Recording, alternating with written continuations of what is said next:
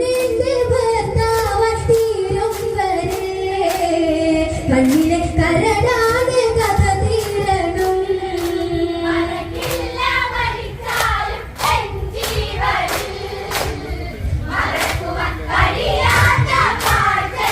ഞാൻ ഇവരെന്റെ വഴിക്ക് വരാനിൽ ഇവളുടെ കഥ ഇത് തീർക്കണമെന്ന്.